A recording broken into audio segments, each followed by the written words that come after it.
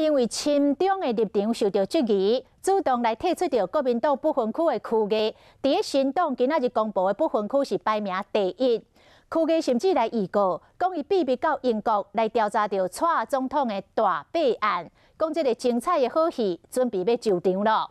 另外，这个安定力量的联名嘛来公布到不分区的名单，以《爱江山更爱美人》这条歌来唱红的吴岳阳是排第7的。 伊过来唱歌了，这个是唱《祈祷》。让我们敲希望的钟啊！这摆无唱《爱江山更爱美人》，吴岳阳改唱《祈祷》列入安定力量联名不分区立委名单。不是爱江山更爱美人的哈，我们应该是要为台湾来祈祷，希望台湾能够真正的更好。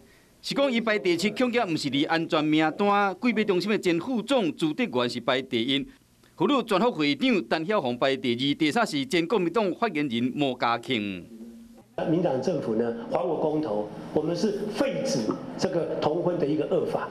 安定力量去年参与爱家3公投，摕到超过700万票，希望讲2020选举政党票会使超过5%。 请把搬回到南海当大人的艺人来做发言人，希望借由我一点点小小的力量，真正的开启与年轻人通话。另外，最资深的第3势力新党嘛，公布不分区立委的名单，提出国民党不分区的前立委区议排列第1。国民党总统蔡英文的备案要帮助韩国瑜，另外名单内面有律师、药师甲新住民的代表。新党发言人王炳忠排第4，连续参选总统的杨世光排伫第10名。 两岸和平，爱护中华民国的好朋友们，我们团结起来。伫军雄争霸的情形下，就看这小党敢有法度顺利进军国会。